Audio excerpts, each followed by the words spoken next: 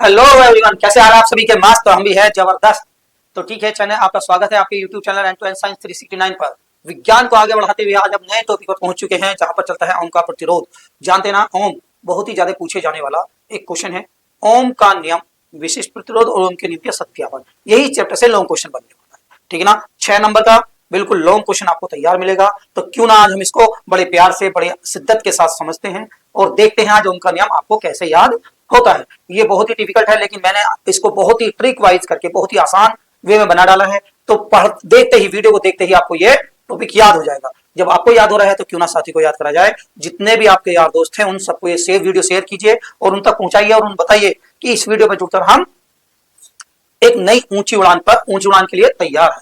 तो क्योंकि स्कीम आपको बता दी गई है, केवल एक दिन की छुट्टी है और एक दिन में हम तो क्या, आप भी किताब को नहीं पलट सकते। अगर मैं 12 घंटे क्लासेस चलाऊं तो 12 घंटे आप भी नहीं पढ़ सकते, और 12 घंटे अगर मैं पढ़ाता हूं तो पढ़ने के बाद भी तो आपको याद करना पड़ेगा।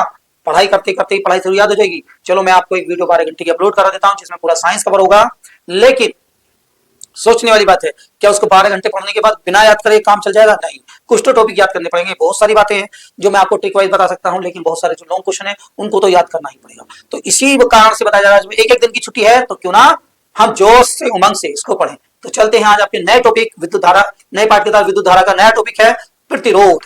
अब प्रतिरोध क्या होता है, कैसे होता है, इसको समझने के लिए आइए मेरे साथ बने रहें आप। अभी नहीं डालते हैं हम यहाँ पर प्रतिरोध, क्योंकि हमने विभांतर पढ़ लिया था। प्रतिरोध के बाद चलेगा ओम का नियम, जो बहुत मोस्ट इंपोर्टेंट होने वाला है। तो देखिए बेटे, प्रतिरोध का मतलब होता है प्रत्येक को रोकना। रोध माने क्या होता है? अवरोध उत्पन्न करना, किसी के मार्ग में रुकावट उत्पन्न कर देना।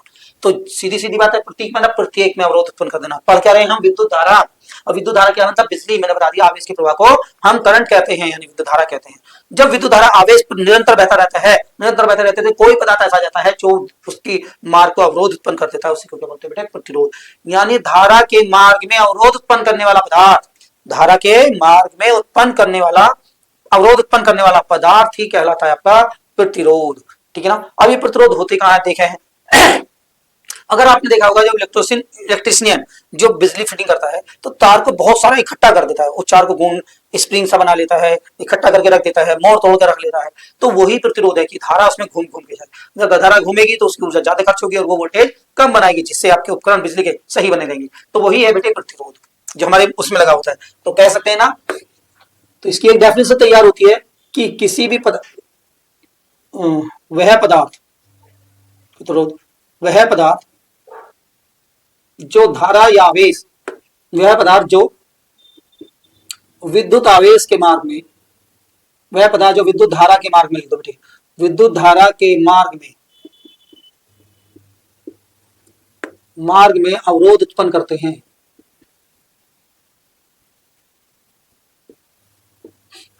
अवरोध उत्पन्न करते हैं, प्रतिरोध कहलाते हैं।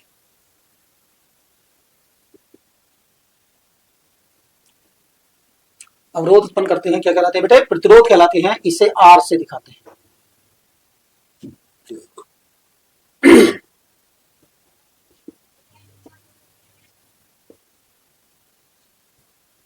करते हैं, ठीक है ना? अब इसकी एक डेफिनेशन तैयार और होती है, जो किताब के अनुसार दी गई है, वैज्ञानिक के अनुसार दी गई है।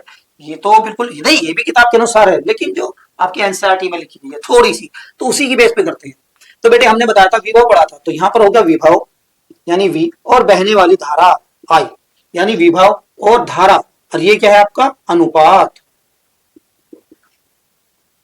अनुपात जो होता है बेटे एक नियतांक के बराबर होता है, और नियतांक को ही क्या बोलते हैं बेटे? इसको ही हम क्या बोलते हैं? प्रतिरोध।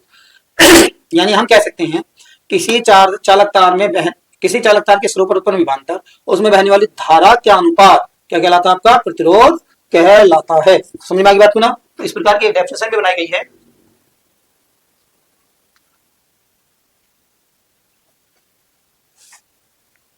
तो लिख सकते हैं बेटे, इसे लिखेंगे किसी चालक तार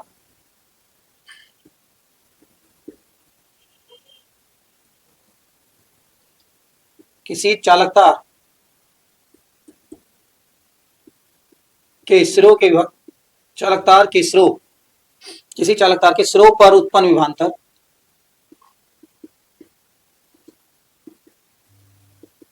उत्पन्न विभवांतर V और उसमें बहने वाली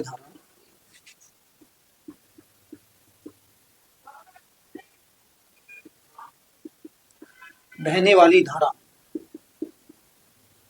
के अनुपात को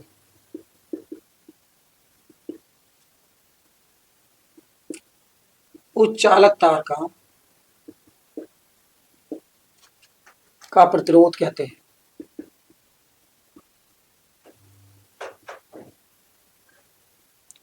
हैं। इसे R से दिखाते हैं।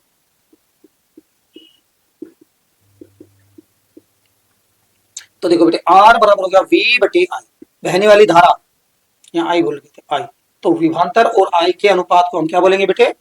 प्रतिरोध बोलेंगे। अब तुम कहोगे सर ये वाली लिखनी परिभाषा, ये वाली, जौन सी आपको आसान लगे, दोनों ही लिखी गई है किताबों में, तो दोनों ही आसान है। कभी आप सोचेंगे एक में से एक लिखना, दोनों जो मर्जी आए आपका। तो यही हो गया आपका R प्रतिरोध। अब प्रतिरोध का मात्रक आता है बेटी, प्रतिरोध का मात्रक वोल्ट प्रति एम्पियर होता है। वोल्ट प्रति, इसको प्रति बोलेंगे। आई का मात्रक मैंने आपको लिखवा दिया है एम्पियर। अगर हमने पीछे वाली वीडियो नहीं देखी है तो उसको देखें और समझें। तो V का विभवांतर वोल्ट होता है। जहां पर मैंने जूल प्रति कूलम लिखवा रखा, जूल प्रति कूलम को ही वोल्ट बोलते हैं और आई को हम एम्पियर बोलते हैं। तो इसका मतलब मात्रक हुआ इसका वोल्ट प्रति एम्पियर, या ये एमकेएस पद्धति में या इसका मात्रक हमेशा ओम होता है, ओम, ठीक है ना। और उसको सिंबल दिखाते हैं बाबा जी की मूंछ, बाबा जी मूंछ करते हैं, वही दिखाते हैं। या गाय का खूर, तुम्हारी मर्जी है, जिस चीज से आप याद रखना चाहें उस चीज से इसको लगा सकते हैं। ये ऐसा ही मात्रक है इसका, ठीक। दोनों ही आते हैं, ओम भी आता है, वोल्ट प्रति एम्पियर आता है। अधिकतर आपको वोल्ट प्रति एम्पियर ही पूछा जाता है। अब चलते हैं बेटे हम इस प्रतिरोध के साथ ही ओम के नियम पर, ठीक है ना बेटे। चलते हैं ओम का नियम। अब ओम का नियम क्या कहता है? ओम नामक एक वैज्ञानिक थे, उन्होंने कहा यदि हम चालक तार लें, कोई भी चालक तार लें और उसमें भौतिक परिवर्तन ना किया जाए, मतलब ये है, भौतिक परिवर्तन का मतलब ये है, अगर हमने 1 मीटर लंबा तार लिया है, 2 mm का लिया है और उसमें 10 एम्पीयर की धारा प्रवाहित कर रहे हैं, तो सीधी बात है चालक तार में कोई भी भौतिक परिवर्तन ना किया जाए, मतलब डोरी जो ले लिया उसकी भौतिक परिवर्तन ना किया जाए, ना उसकी लंबाई, ना क्षेत्रफल, ना आयतन, कुछ ना बदला जाए, तो उसके सिरों पर उत्पन्न विभवांतर, जो सिरों पर उत्पन्न विभवांतर होगा, उसके सिरों पर उत्पन्न विभवांतर, सिरों पर उत्पन्न विभवांतर, उसमें बहने वाली धारा, सिरों पर उत्पन्न विभवांतर जो उसमें बहने वाली धारा के समानुपाती होता है। यही ओम का नियम है। मतलब इस शब्द को, एक ओम के नियम को एक लाइनों में याद कर सकते हैं, V समानुपाती I, यानी चालक तार के सिरों का उत्पन्न विभवांतर उसमें बहने वाली धारा के समानुपाती होता है। इसको ही हम क्या बोलते हैं बेटे? ओम का नियम बोलते हैं। यहीं से ओम के नियम का सत्यापन आता है, सत्यापन बाद में समझेंगे। तो ये समझ में आ गई बात को। अगर चालक तार में परिवर्तन ना किया जाए तो देखो लिखते हैं, यदि किसी चालक तार में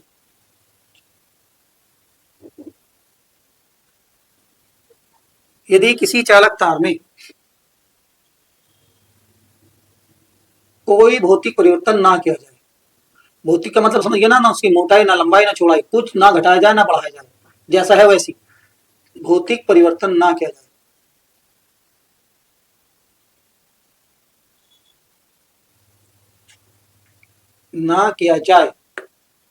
तो चालक तार के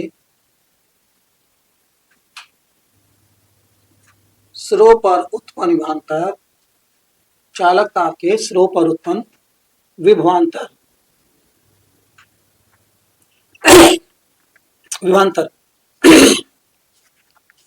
उसमें बहने वाली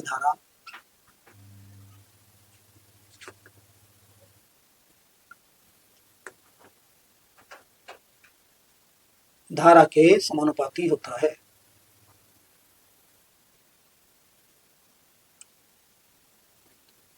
समानुपाती होता है, यही ओम का नियम है।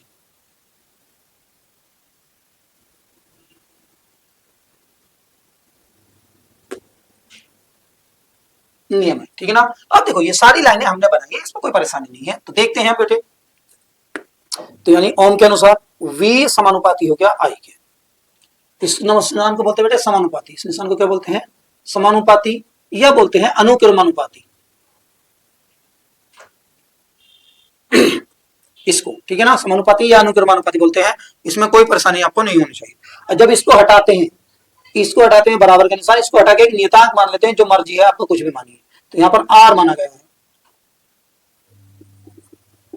यहाँ पर क्या माना गया आर, जिसे हम बोलते हैं एक नियतांक, जिसे कहा जाता है प्रतिरोध। तो यहाँ लिखेंगे जहां आर एक नियतांक है, एक नियतांक है जिसे तार का प्रतिरोध कहते हैं, तार का प्रतिरोध कहते हैं। V equal to R I, R I ना लिख कैसे लिखेंगे, V equal to I R, बोलने में आसान रहता है इसलिए V equal to I R हम इसको पढ़ेंगे। मात्रक तो वही है जो आपको निकाल के दिया, आर का मात्रक ओम होता है, आई का मात्रक एम्पीयर होता है, वोल्ट होता है, इसका कोई मात्रक नहीं है, तो इसका मतलब ये वाला मात्रक नहीं। तो ये है आपका ओम का नियम। अब चलते हैं ओम के नियम के सत्यापन पर। मोस्ट इंपोर्टेंट है ओम का नियम और ओम के नियम की सत्यापन। ओम के नियम का सत्यापन मतलब उसने कहा कि विभवांतर समानुपाती है धारा के। इसका मतलब ये है कि अगर हम विभवांतर का मान बढ़ाते हैं तो धारा का मान बढ़ जाता है, अगर धारा का मान बढ़ाते हैं तो विभवांतर का, अगर धारा कम होगी तो वोल्टेज कम होंगे, और धारा ज्यादा होगी तो वोल्टेज भी ज्यादा होंगे। मतलब जैसे जैसे धारा बढ़ती चली जाएगी वैसे वैसे होती चली जाएगी। इसके लिए उन्होंने एक प्रयोग किया था और उसने बताया था विभवांतर, अगर विभवांतर और धारा के बीच ग्राफ खींचेंगे तो आपको एक सरल रेखा प्राप्त होगी, मतलब एक सीधी रेखा प्राप्त होगी। अगर बढ़ाते चले जाओगे तो बढ़ती चली जाएगी, घटाते चले जाओगे तो घटती चली जाएगी। तो ये ओम के नियम का सत्यापन था। इन्होंने इसके लिए क्या किया, इन्होंने एक प्रयोग किया जिसको इन्होंने एक विशेष उपकरण के द्वारा बताया, तो अभी पता चल जाएगी आपको। यहां लिखेंगे ओम के नियम, ओम का नियम केवल चालक पदार्थ, चालक पदार्थ और मिश्र धातुओं पर ही लागू होता है।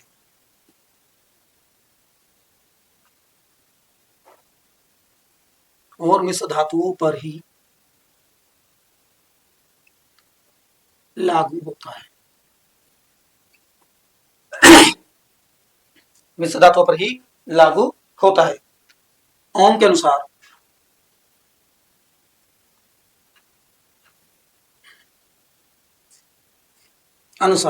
यदि विभवांतर और धारा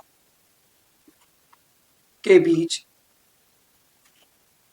क्या बनाया जाए बेटे, क्या बताया था मैंने, ग्राफ के बीच, अगर ग्राफ बनाया जाता है, के बीच ग्राफ खींचा जाता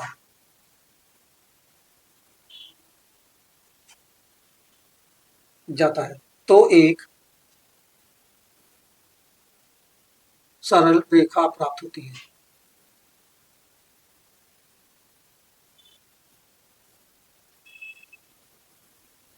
ठीक है ना बेटे। तो ये उन्होंने कहा ओम के नियम में कि अगर इनके बीच ग्राफ खींचेंगे तो सरल रेखा प्राप्त होगी। अब इन्होंने क्या करा, एक उपकरण बनाया। इन्होंने सबसे एक मैग्नीन का तार लिया जिसमें धारा नियंत्रक लगे, किसका, मैग्नीन का। तो इन्होंने एक सबसे पहले मैग्नीन का एक तार लिया। देखो बेटे, अगर हम चित्र समझते रहेंगे थ्योरी सारी याद हो जाएगी, चित्र ही समझना। सबसे पहले एक मैग्नीन का तार लेते हैं जिसमें धारा नियंत्रक लगा देते हैं, धारा नियंत्रक। धारा नियंत्रक क्या होता है बेटे, धारा को कंट्रोल करने वाला उपकरण। ठीक है ना। सबसे पहले मैग्नीन का तार लेते हैं जिसमें एक धारा नियंत्रक लगा होता है और इसको एक बैटरी के द्वारा जोड़ दिया जाता है। एक बैटरी के द्वारा क्या कर दिया जाता है, जोड़ दिया जाता है। फिर इसमें एक कुंजी लगा देते हैं। क्या लगाते हैं बेटे, इसमें एक कुंजी। कुंजी किसे कहते हैं, स्विच को, जो आपके बटन होते हैं ना उसके, बल्ब को बंद करने वाले जो बटन होते हैं, तो वही वाली बात है। यहां तक समझ में आया। तो इसको लिख सकते हैं हम कुंजी। क्या लिख सकते हैं, कुंजी। बिल्कुल थ्योरी भी ऐसी लिखी जाएगी। सबसे पहले मैग्नीन का एक तार लेते हैं जिसमें धारा नियंत्रक को जोड़ देते हैं। ठीक है ना। और इसको कैसे जोड़ देते हैं बेटे, हम एक कुंजी से जोड़ देते हैं। इस चालक तार में हम एमीटर लगा देते हैं। एमीटर लगा होता है जिसके द्वारा धारा का मान पढ़ा जाता है। ठीक है ना। एमीटर लगा होता है और इसमें बाह्य एक क्या जोड़ देते हैं, एक बाह्य प्रतिरोध जोड़ देते हैं। क्या जोड़ देते हैं, एक बाह्य प्रतिरोध जोड़ देते हैं, जिस प्रतिरोध पर हम विभवांतर लगा रहता है, जिस प्रतिरोध पर एक वोल्ट मीटर लगा होता है, वोल्ट मीटर लगा होता है।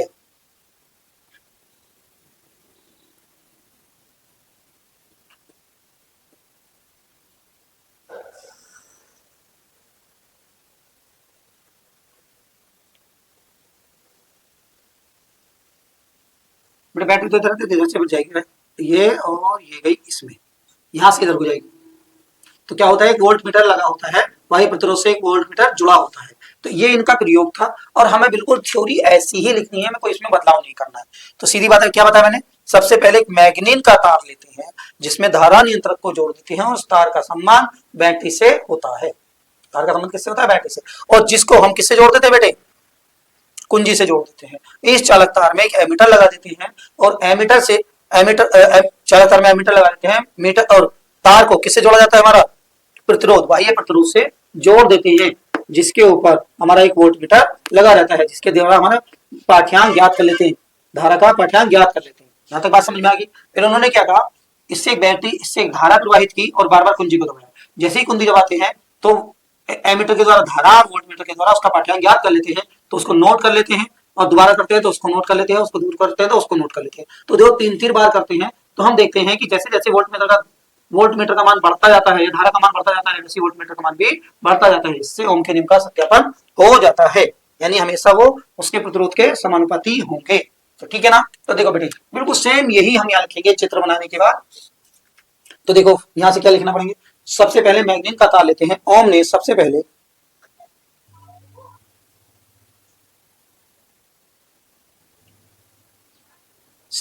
मैग्नीन का एक तार लिया,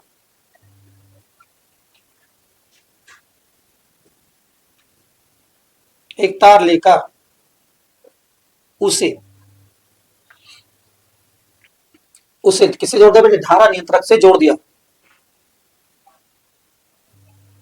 धारा नियंत्रक से जोड़कर बैटरी से जोड़ दिया, से जोड़कर बैटरी से जोड़ दिया।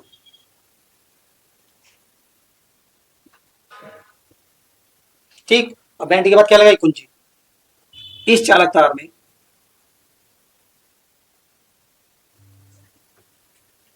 एक कुंजी, कुंजी और एमीटर को लगा देते हैं, एमीटर को लगा देते हैं। ठीक है ना। इससे ही हम पढ़ते रहेंगे, बाकी हमें कुछ नहीं करना है, ना कुछ इसमें लिखना है। एमीटर को लगा देते हैं, एमीटर के बाद क्या करते हैं, बाह्य प्रतिरोध से जोड़ देते हैं। फिर इस चालक तार को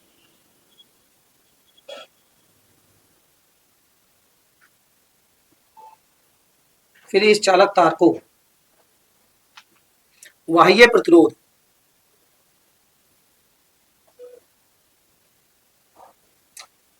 फिर इस चालक तार को बाह्य प्रतिरोध आर से जोड़ देते हैं,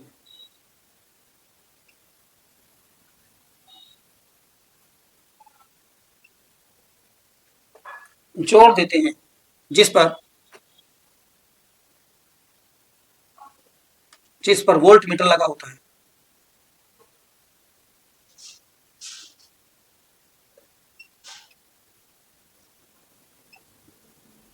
लगा होता है। एमीटर और वोल्ट मीटर के द्वारा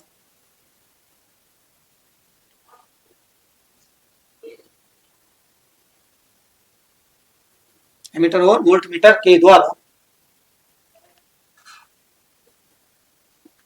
धारा और विभव का मान पढ़ा जाता है, धारा और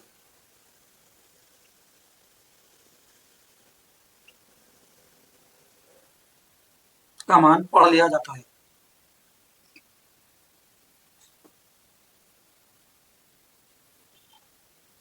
ठीक है ना भैया बच्चों, अब देखो एक बार पढ़ो, चित्र को देखो, आराम से याद हो जाएगा।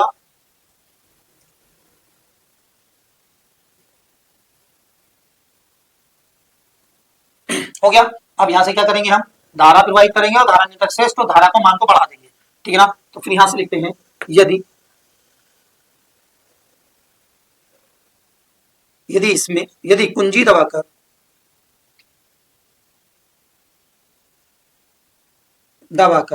धारा को प्रवाहित किया जाता है, दबाकर प्रवाहित धारा को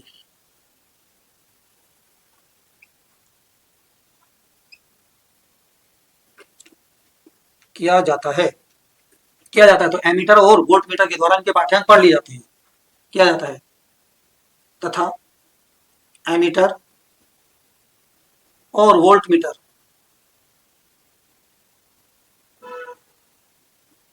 के द्वारा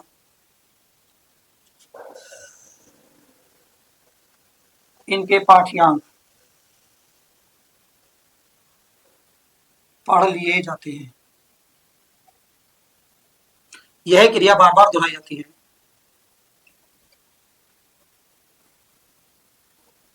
बार बार दोहराई जाती है।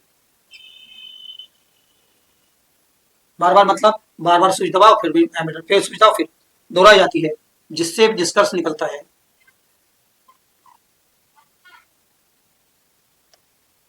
जिससे निष्कर्ष निकलता है।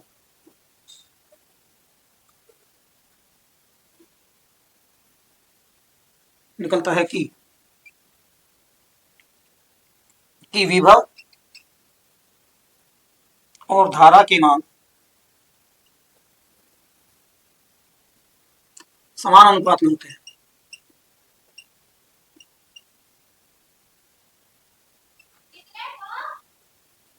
उठिए ना बेटे, एक लाइन हो रह गया, इसको देखें। समान अनुपात में होते हैं, एक ही बात हो रही है बेटे। यदि इनके बीच कोई ग्राफिक खींचा जाता है तो इसको रफ कर दें। ये तो पढ़ लिया आपने, तो यहाँ से पता चला चित्र के द्वारा करना है सब कुछ। हमें कुछ मतलब नहीं है कि हमने मैगजीन का एक तार लिया जिसमें धारा नियंत्रक लगा होता है, इसे बैटरी से जोड़ देते हैं और इसमें कुंजी और एमीटर लगा देते हैं और इसके सिरे को कैसे जोड़ते हैं भाई, ये प्रतिरोध से जोड़ देते हैं जिस पर वोल्टमीटर लगा होता है। जैसे ही हम कुंजी दबाते हैं धारा से एमीटर और वोल्टमीटर के पाठ्यांक पढ़ लिए जाते हैं और ये क्रिया बार बार दोहराते हैं। बार बार दोहराने पर पता चलता है कि धारा और वोल्ट के मान कैसे समान अनुपात में बढ़ते हैं। अगर 2 पहले प्राप्त हुआ, धारा का मान 4 है, तो अगली बार वोल्ट जो होगा 4 प्राप्त होगा तो धारा का मान भी 4 दूनी 8 हो जाएगा। मतलब जितना उतना बढ़ेगा उतना ही इसमें बढ़ता चला जाएगा। एक लाइन हो रहा है, इसको लिख देते हैं ऊपर। अनुपात में करते हैं तो यहां पे लिखा पड़ेगा बेटे आपको विभवांतर यदि विभव और धारा के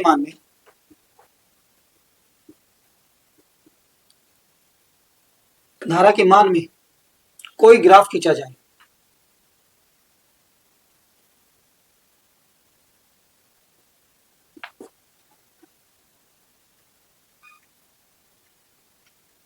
तो एक सरल रेखा प्राप्त होती है।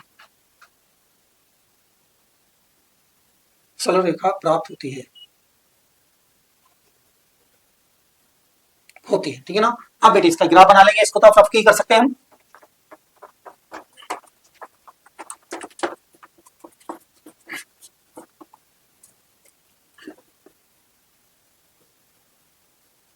देखो यहां पर विभव लिख सकते हो और यहां पर विभवांतर,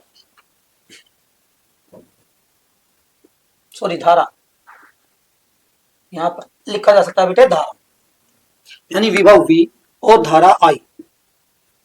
अगर ग्राफ खींचे, अब कैसे ग्राफ खींचना बेटे, ये तो एक कोण बना लेंगे 90 अंश का एक लाइन पर। जो भी आपको पढ़ा जाता है बताओ, पहले 3 का भाव बोले, 3 का भाव दो, 3 एकम 3, 3 दूनी 6, 3 तिया 9 और 3 चौक 12। ठीक, अब ऐसे यहां पर आप जो पहाड़ा पढ़ना चाहे 4 का पढ़ लो, चाहे 4, 4 दूनी 8, 4 तिया 12, 4 चौक 16।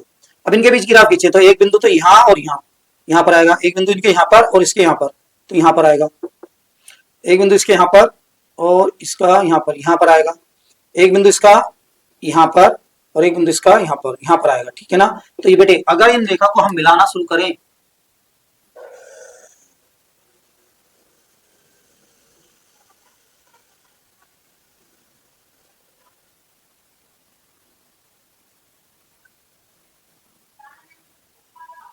तीन 5 15 और यहाँ पर एक और खींच लो 9 20। नहीं, आपकी मर्जी आप कितना बनाए, ठीक है ना। तो इस प्रकार क्या बन जाती है हमारी एक ये सरल रेखा प्राप्त होगी जो आपको एक सिर्फ बढ़ती चली जाएगी। तो इसका मतलब ये हुआ विभव जितना बढ़ेगा उतनी ही धारा का मान बढ़ता चला जाएगा, या जितना धारा का मान बढ़ाएंगे उतना ही विभव का मान बढ़ता चला जाएगा। तो इस प्रकार हमारे ओम के नियम का क्या हो जाता है, सत्यापन हो जाता है। अभी देखते हैं आगे। अब चलेगा बेटे प्रतिरोधों का संयोजन।